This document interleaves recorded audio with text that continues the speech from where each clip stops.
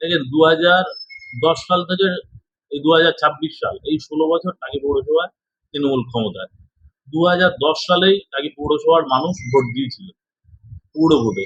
তারপরে 2015 সালের নির্বাচনেও টাকি পৌরসভায় 2, 3, 4, 10 এই 4টে ওয়ার্ডে ছাপ্পা করে যেতে, এবং 2022 সালে 14টা ওয়ার্ড 16টার মধ্যে তারা লুটপাট করে যেতে, গণতন্ত্রকে ধ্বংস করেছে। এবং সঙ্গে সঙ্গে দুর্নীতি, এই দুর্নীতি করার জন্যই মানুষের গণতন্ত্র হরণ করেছে প্রতিবারই। সেই জায়গায় দাঁড়িয়ে দেখবেন এই টাকি পৌরসভার স্কুলগুলো, প্রাইমারি স্কুল এবং হাই স্কুল, স্কুলগুলোয় ঢুকছে, ছাত্রছাত্রী আছে কিন্তু শিক্ষক নেই। এবং যে কটা শিক্ষক আছে তার মধ্যে পার্মানেন্ট থেকে ক্যাজুয়াল শিক্ষকই বেশি। ইতিমধ্যেই আপনারা জেনেছেন রাজ্যে শিক্ষা দুর্নীতি এই 10 বছরে সেভাবে নিয়োগ হয়নি। যে কটা স্কুলে টিচার ছিল তার মধ্যে দুর্নীতির দায়ে প্রচুর টিচার বরখাস্ত হয়ে যায়। সেখানে শিক্ষা ব্যবস্থা, তারা পশ্চিমবঙ্গের মতো টাকি একটি ঐতিহ্যবাহী শহর, এখানেও শিক্ষা ব্যবস্থা ভেঙে পড়েছে।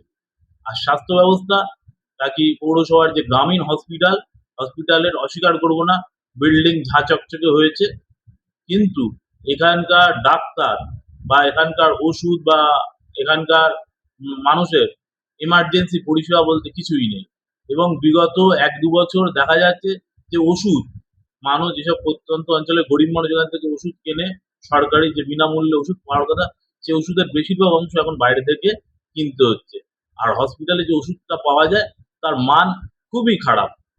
সেই জন্য টাকি পৌরসভার যা পরিস্থিতি সার্বিক, শিক্ষা, স্বাস্থ্য আর দুর্নীতি, আপনারা ইতিমধ্যেই বিভিন্ন ক্ষেত্রে, বিরোধীরা তো বলছেই, তার সত্ত্বেও দেখতে পাবেন টাকি পৌরসভার যে তৃণমূলের কাউন্সিলর, চেয়ারম্যান, ভাইস চেয়ারম্যান, বর্তমান সভাপতি, প্রাক্তন, একে অপরের বিরুদ্ধে দুর্নীতির অভিযোগ, এবং সেই দুর্নীতির পরিমাণও কোটি কোটি টাকা। আপনারা, আমরা বিরোধী দল না, তারাই বলছে। এই কদিন আগেই আপনারা দেখলেন বর্তমান যে সভাপতি, তার নামে তার স্কুলে সোলার লাইট নিয়ে দুর্নীতি, তৃণমূলেরই একটা অংশ সেই নিয়ে সরব হয়েছে, তার নামে চাকরি দুর্নীতি। এবং এর আগেও এই চেয়ারম্যানের এগেনস্টে আপনারা দেখেছেন যে বিগত দিনে চেয়ারম্যানের এগেনস্টে ভাইস চেয়ারম্যান থেকে শুরু করে বিভিন্ন পদাধিকারীরা তারা চেয়ারম্যানের গাড়ি তালা মেরেছে, চেয়ারম্যানের বিরুদ্ধে দুর্নীতির অভিযোগ এনেছে।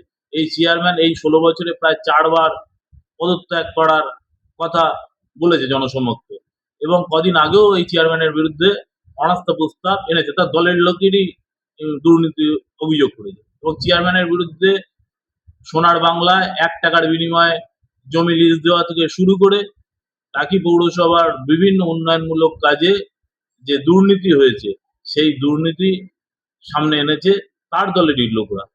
এবং এই সময়কালে যেটুকুনি যা কাজ হয়েছে সেটাও খুবই খারাপ এবং নিম্নমানের, তাতে দুর্নীতিতে পরিপূর্ণ।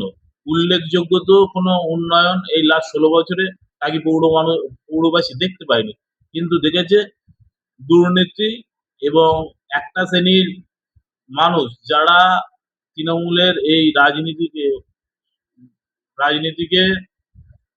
সাহায্য নিয়ে জমি লুট, পুকুর ভরাট এবং সিন্ডিকেট রাজ, টাকি পৌর অঞ্চলের পরিবেশ, বিভিন্ন হোটেল ব্যবসা থেকে শুরু করে টাকির মানুষের জীবন ব্যতিব্যস্ত করে তুলেছে।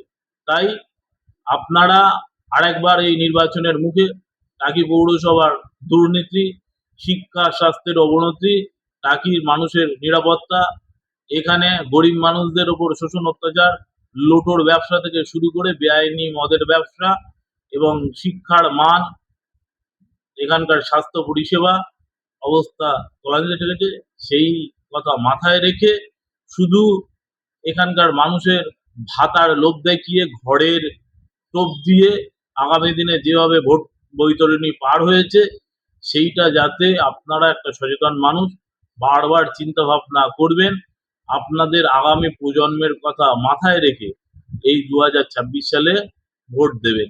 এই কথা বললাম আপনাদেরকে।